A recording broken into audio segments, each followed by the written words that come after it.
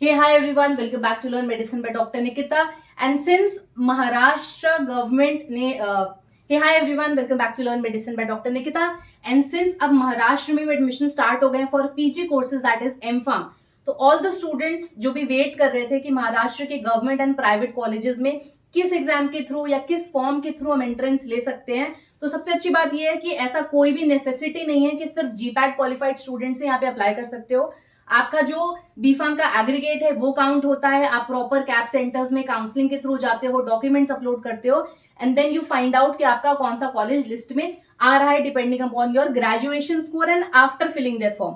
तो इनका नोटिफिकेशन आ गया है और इनका लास्ट डेट है शायद 5 अगस्त. तो उससे पहले हमको ये फॉर्म भर के सबमिट करना है. इस वीडियो में पूरा डिस्कस करूंगी डिटेल स्टेप वाइज कैसे फॉर्म भरते हैं एंड कैसे पूरा फीस पेमेंट तक जाएंगे, कैसे आपको कैप राउंड के लिए अपियर होना है, कैसे आपको फिजिकल काउंसलिंग या फिर ऑनलाइन डॉक्यूमेंट वेरिफिकेशन के लिए जाना आप चूज कर सकते हो. तो स्टेप वाइज स्टार्ट करते हैं for this. So for the M form admission for 2024 and 25 का जो प्रोसेस है हमारा एमफार्म एडमिशन के लिए इन महाराष्ट्र, कोई भी कॉलेजेस अगर आप महाराष्ट्र गवर्नमेंट के थ्रू, इनका जो स्टेट कॉमन एंट्रेंस टेस्ट है दैट इज सीईटी, जिसको हम MHCET भी बोलते हैं या फिर CET भी बोलते हैं, तो इसके थ्रू एडमिशन होने वाला है. इनका फॉर्म ओपन हो गया है. ये इनकी वेबसाइट है. यहाँ पे इनके सारे नोटिसेस आ रहे हैं. आप यहाँ पे जाके अगर आपने पहले से लॉगिन आईडी बना लिया तो बहुत अच्छी बात है, नहीं तो आप न्यू कैंडिडेट रजिस्ट्रेशन पे क्लिक करके अपने डिटेल्स भरेंगे like your name, your email ID and आपको जीपैट आपने अपीयर सिर्फ फॉर्म भरा होना चाहिए. मैं ये नहीं कह रही हूँ कि नॉन जीपैट मतलब आपका क्वालिफिकेशन जरूरी नहीं है, जीपैट क्वालिफाई होना जरूरी नहीं है, सिर्फ और सिर्फ इनको 0 स्कोर नहीं चाहिए जीपैट में, है ना. तो आपका जीपैट में आपने फॉर्म भरा हो और फॉर्म भरने के बाद आपका नॉन 0 स्कोर हो, मतलब 0 नहीं आया उसके अलावा कोई भी आपके मार्क्स हो, so that is required only. Start करते हैं. तो ये इनका देख लीजिए कैसा फॉर्म है. तो यहाँ पे आते ही कैंडिडेट रजिस्ट्रेशन जब आप क्लिक करोगे, ये क्लिकेबल फॉर्म है. आप यहाँ पे फॉरेन नेशनल है या नहीं नो कर देंगे, ठीक है. ये इनकी वेबसाइट है कॉमन एंट्रेंस एग्जाम की, स्टेट कॉमन एंट्रेंस टेस्ट. अच्छा, एक क्वेश्चन आता है कि ma'am if I am not from Maharashtra then am I eligible for this और नॉट. तो यस, अगर आप महाराष्ट्र से नहीं भी हैं तो भी आप यहाँ अप्लाई कर सकते हैं. हाँ, रिजर्वेशंस काफी सारे होंगे उन स्टूडेंट्स के लिए जो यहाँ महाराष्ट्र के हैं, यहाँ का डोमिसाइल है. बहुत सारे कैटेगरीज इन लोगों ने डिफाइन करे हैं, या फिर किसी का फादर या मदर का डोमिसाइल यहाँ का है, या उनमें से कोई वर्किंग है यहाँ पे, या कोई रिटायर्ड ऑफिशियल है और फ्रॉम अदर स्टेट. तो स्टार्ट करते हैं. सारे कैटेगरीज में क्या क्या चीजें, कौन कितनी सीट्स हैं वो डिस्कस करेंगे. तो ये हमारा एडमिशन प्रोसेस है CET.MAHA.CET.org. इस वेबसाइट पे क्लिक करोगे जब आप तो एडमिशन प्रोसेस आ जाएगा और CET एग्जाम का पोर्टल भी यहाँ पे क्लिकेबल लिंक के फॉर्म में आ जाता है. तो आप इसको क्लिक कर सकते हो, इसके थ्रू सारी डेट्स चेक कर लेंगे एंड यहाँ पे जाके हम अपना रजिस्ट्रेशन कंप्लीट कर सकते हैं. तो इनका नोटिस है, ऑफिशियल नोटिस जो आया था, admission notice for M form and farm D. तो जो लोग फार्म डी के लिए भी देख रहे हैं, तो मोस्टली एमफार्म और फार्म डी का एडमिशन साथ साथ हो रहे कई सारी जगह पे, जैसे मैंने पंजाब यूनिवर्सिटी के बारे में भी बताया था. तो यहाँ पे भी ऐसा ही है कि अभी इन लोगों ने नोटिस रोल आउट कर दिए for M form and farm D. तो चेक करते हैं कैसे कैसे कब कब फॉर्म भरना है, डेट्स क्या है इनकी.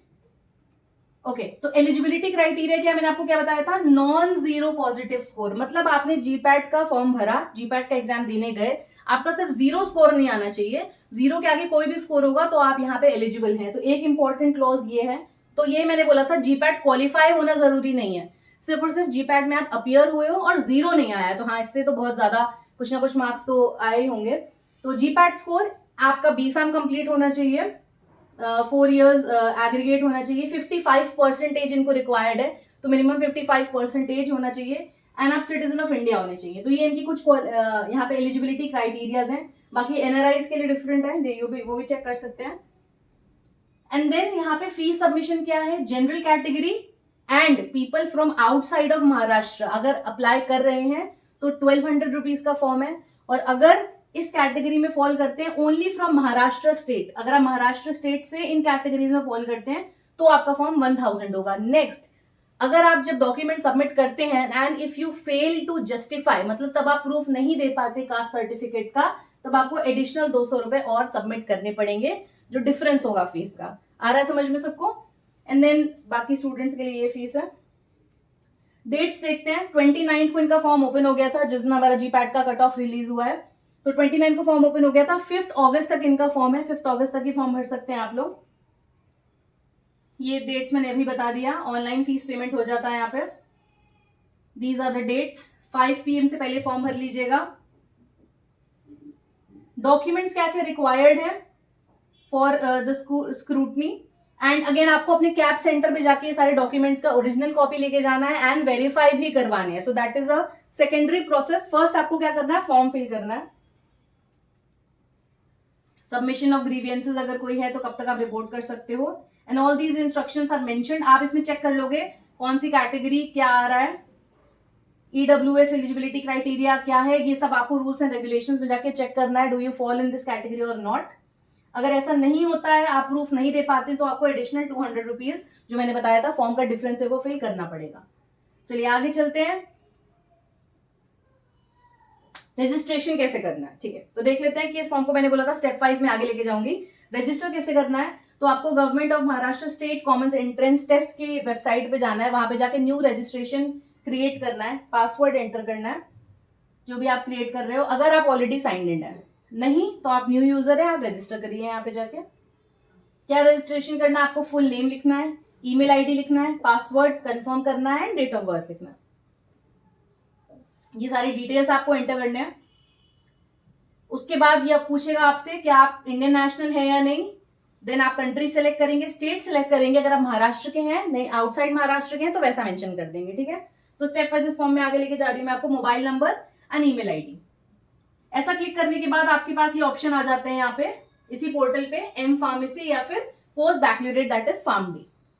तो इसको क्लिक करते ही जब आपने इसमें फॉर्म भर देते हो, अपना रजिस्ट्रेशन क्रिएट कर देते हो, तो आपको यहाँ पे कट ऑफ लिस्ट और कैप, अच्छा तो लास्ट ईयर का है, खैर एडमिशन नोटिस यहाँ पे पॉप होने लगता है। ये एडमिशन नोटिस यहाँ पे भी आ रहा है, इधर भी आ रहा है, दोनों तरफ से आप इसको क्लिक करोगे, दोनों ही क्लिकेबल लिंक्स है।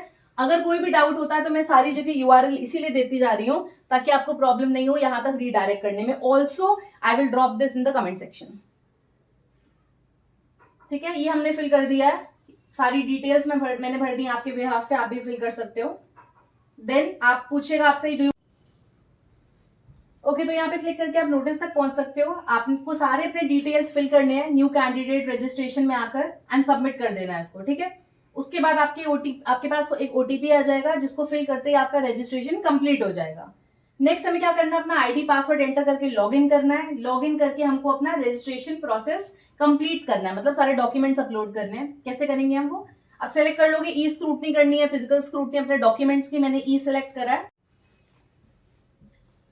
ये सेलेक्ट करने के बाद यहाँ पे इन लोगों ने पूरी डिटेल्स बताया है, फ्लो चार्ट बताया है कैसे हम फॉर्म फिल करके अपलोड करके फीस सबमिट करके प्रिंट लेके सीधे अपने FC सेंटर में रिपोर्ट करेंगे। एंड देन ये आपका कैंडिडेचर आप सेलेक्ट कर लो, स्पॉन्सर्ड है कि नॉन स्पॉन्सर्ड। ये फॉर्म में M Pharm non sponsored and GPAT candidate जरूरी है। आपने GPAT क्वालिफाई करना जरूरी नहीं है, अपीयर होना। यहाँ पे आप अपना सेलेक्ट कर लोगे किस कैटेगरी में हो, आप महाराष्ट्र स्टेट से बिलोंग करते हो या नहीं, डोमिसाइल है या नहीं, अदरवाइज आप लिख दोगे सीधे OMS outside of Maharashtra state. And then आप इसमें यूनिवर्सिटी अपना कैटेगरी सेलेक्ट करिए, डिसेबिलिटी सेलेक्ट करिए। मार्क्स भरने के बाद आप आ जाओगे, यूनिवर्सिटी सेलेक्ट करना है, इसमें GPAT रैंक भरनी है, यूनिवर्सिटी कौन सी, एनी अदर। अगर महाराष्ट्र के हैं तो आपकी सारी यूनिवर्सिटी यहाँ पे लिखी हुई है। एंड देन आपने पूरा डिटेल्स यहाँ फिल करना है। And then that is it. This is all from my side. Do like, share and subscribe to Learn Medicine by Dr. Nikita. If you want me to cover more such universities, please drop the name in the comment section. Thank you everyone.